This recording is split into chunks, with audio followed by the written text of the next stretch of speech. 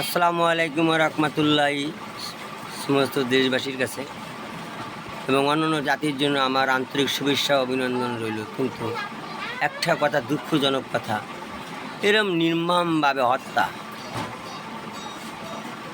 আমার মনে হয় যে আমার 50 বছরের বয়সেও আমি দেখিনি। একটা লাশের উপর দাঁড়িয়ে তারা নাচ গান করে, হে আল্লাহ তুমি কোথায় আছো, তুমি এদের উপরে হেদায়েত দান করো। 2-4 মিনিটে একটা পরিবারকে ধ্বংস করে দিচ্ছে। কিন্তু পরিপ্রেক্ষিতে দেখা যাচ্ছে, একটা কথা না বললে নয়, বিএনপির সব দায়বদ্ধ নিতে হচ্ছে। আসলে কি এটা কি ঠিক?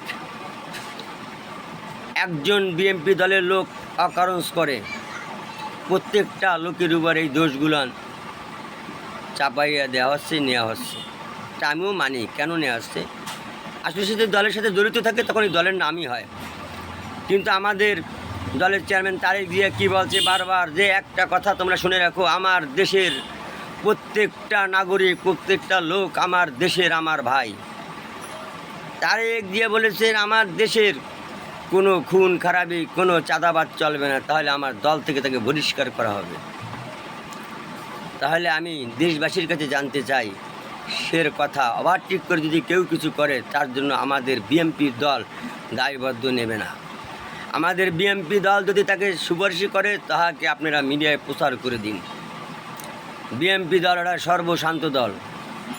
যারা অন্যায় করবে, আমি দলে থাকবো না থাকবো এবং আমাকে দলে রাখবে না রাখবে, আমি ওটা 2009 সালের বিএনপির সদস্য, আমি চেয়ারপারসনের সদস্য। কিন্তু আমি বলতে চাই, যদি কোনো দল যদি অকারণ যেভাবে রাজপথে কোনো মায়ের কোল খালি করে, আমি সেই দলের সাথে জড়িত থাকবো না, আমি দল করব না। আমার দেশবাসী যেদিক থাকবে আমি সেদিকেই থাকবো, দেশের জনগণ যেদিক থাকবে আমিও সেদিক থাকবো। আমি ন্যায়ের পথে থাকবো, অন্যায়ের পথে থাকবো না।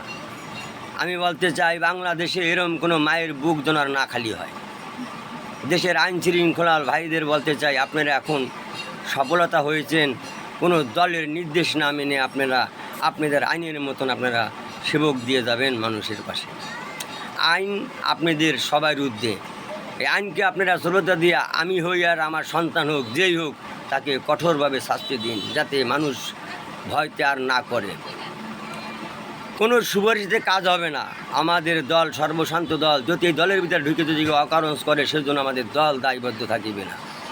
আসসালামু আলাইকুম রহমতুল্লাহি ওয়া বারাকাতুহু। ভালো লাগলে শেয়ার করবেন।